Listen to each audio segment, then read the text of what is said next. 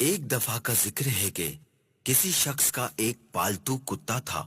ایک دن کتے کی طبیعت اچانک بگڑ گئی اور اس کی حالت غیر ہونے لگی۔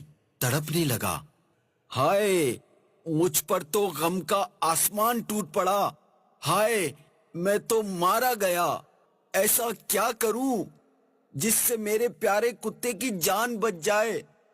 بس اسی طرح اونچی آواز سے روتا جاتا اور کہتا جاتا۔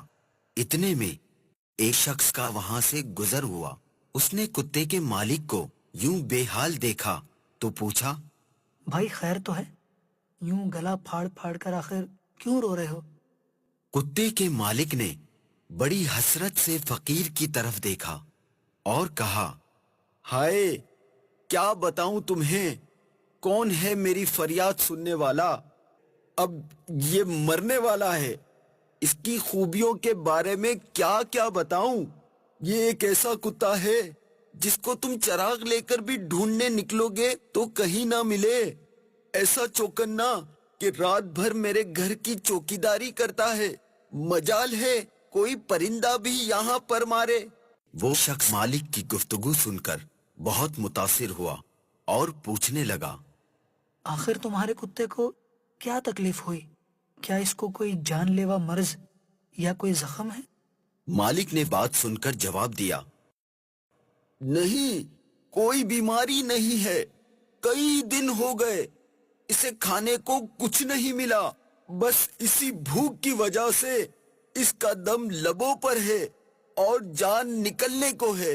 اس شخص نے یہ سن کر جواب دیا، ہاں بھائی اب کیا کر سکتے ہیں، صبر کرو صبر۔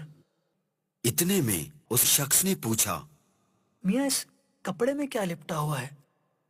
یہ کل کے لیے چند روٹیاں اور کھانے پینے کا سامان ہے۔ یہ سن کر وہ شخص کہنے لگا، ارے او ظالم شخص، یہ کیا احمقانہ حرکت ہے، اس تھیلے میں سے اپنے کتے کو کچھ کھانے کو کیوں نہیں دیتے کہ جس سے اس کی جان بچ جائے؟ لو بھائی اب اتنی بھی محبت نہیں ہے کہ اپنی روٹی بھی اسے کھلا دوں، روٹیاں مفت میں نہیں ملتی، اور ہاں یہ جو آنسو اس کے غم میں بہا رہا ہوں نا، یہ میرے پاس فالتو اور بیکار ہیں، کیونکہ آنسو بہانے پر کوئی خرچہ نہیں ہوتا، بس اسی لیے آنسو ہی بہا رہا ہوں۔ اس شخص نے جب یہ سنا تو غصے میں کہا، تف ہے ایسی عقل اور محبت پر، تیرے نزدیک روٹی کا ایک ٹکڑا آنسو سے زیادہ قیمتی